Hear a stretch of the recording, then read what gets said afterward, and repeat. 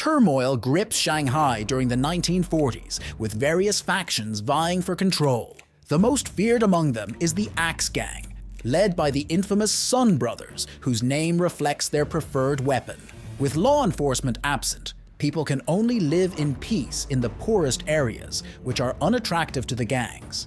An example of this is Pigsty Alley, a housing complex where people of various professions reside under the management of a passive old man and his domineering wife. The movie Kung Fu Hustle left a mark on many people's childhoods. The film has a bit of everything, so if you've already seen it, leave a comment and don't forget to give it a like. One day, two troublemakers arrive at the village pretending to be members of the Axe Gang to gain respect. However, their plan fails miserably, and Cindy's antics catch the attention of the real gang, sparking a huge fight. During the fight, more than 50 gang members are defeated by 3 residents of the alley who turn out to be powerful martial arts masters. Coolie, a specialist in 12 kicks, the Tailor, a master of Iron Fist, and Donut, a master of the hexagonal staff. Although the Tailor enjoys holding the staff, if you catch my drift.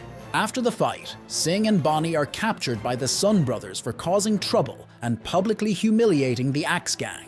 They narrowly escape death by freeing themselves from the chains that held them prisoner. Sun proposes that they join the gang, impressed by Sing's lock-picking skills, and tells them that if they kill just one person, they will be admitted. The next day, the pair return to Pigsty Alley to assassinate the old woman. However, they fail comically due to their incompetence. Sing is stabbed 3 times and pecked twice. They split up and narrowly escape the old woman's wrath. Sing is gravely wounded and hides in a traffic control booth, where his injuries spontaneously heal. During his recovery, he unconsciously punches the steel walls of the booth, leaving deep impressions of his hands. After fully recovering, he reunites with Bonnie, but cannot explain his mysterious healing. Sing and Bonnie express sadness over their failure in the streets, and Sing recounts his childhood when he spent all his savings to buy a manual on Buddhist palm from a beggar, intending to preserve world peace. He dedicated himself to training, but when he tried to protect a mute girl from bullies who wanted to steal her lollipop, he ended up being beaten and humiliated. Sing concluded that good people never win and decided to become a criminal. After sharing his story, the pair steal ice cream from a street vendor, laughing maniacally as they flee on a tram. Outraged by the defeat of his gang, Brother Sun hires the musicians, a pair of skilled assassins who fight using a magical instrument. They attack Pigsty Alley at night, just as Coolie, the Tailor, and Donut are preparing to leave after being expelled for provoking the gang's wrath. Coolie dies on the spot while leaving, and the other 2 are quickly overpowered, unable to fight against the sound of the Iron Fist. They were nearly defeated when the Master of the Staff appeared. Just as the Staff Master was about to defeat the Sound Brothers, he was crushed like a sardine, revealing that the old man and the old woman are Kung Fu masters with even greater abilities. The old man beat both assassins after the Sound Brothers were struck. Then they took the magical book from the killers, and when they used it against the pair, the old woman used her skills to destroy everything, defeating the Sound Brothers and driving the gang out of there. Although the Axe Gang's assassins are expelled, the 3 martial arts masters suffer fatal injuries.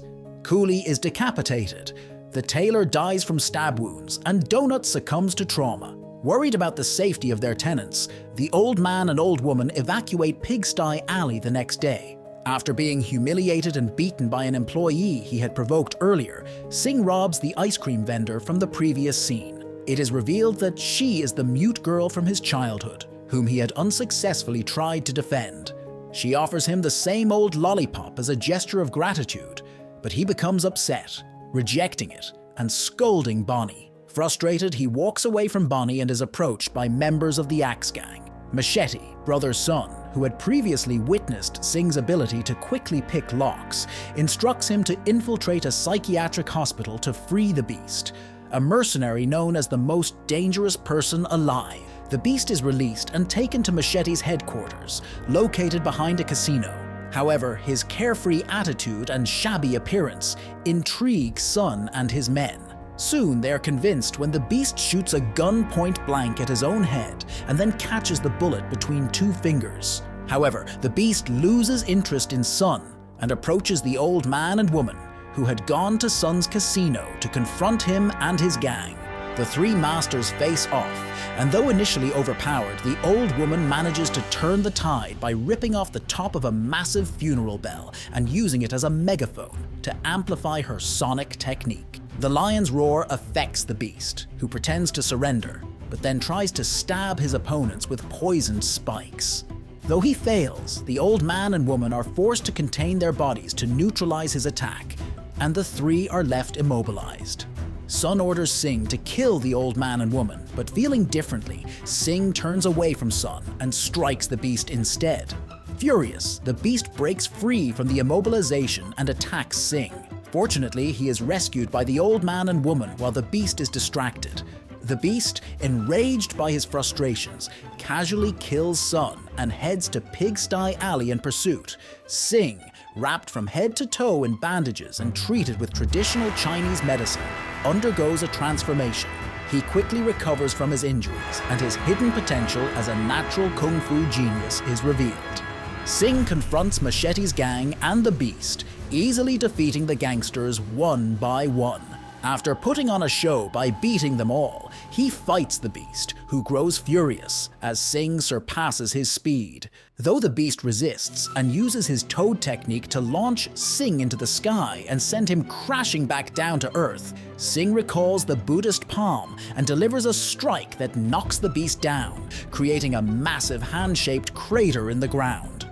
Once again, the beast lets his guard down and Sing is stabbed with the poisoned spike, just as the beast had tried to do to the old man and woman.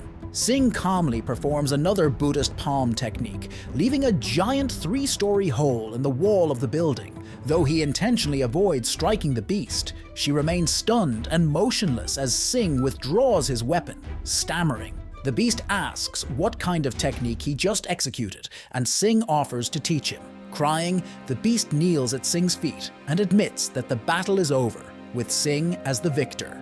Sometime later, Sing and Bonnie open a candy shop.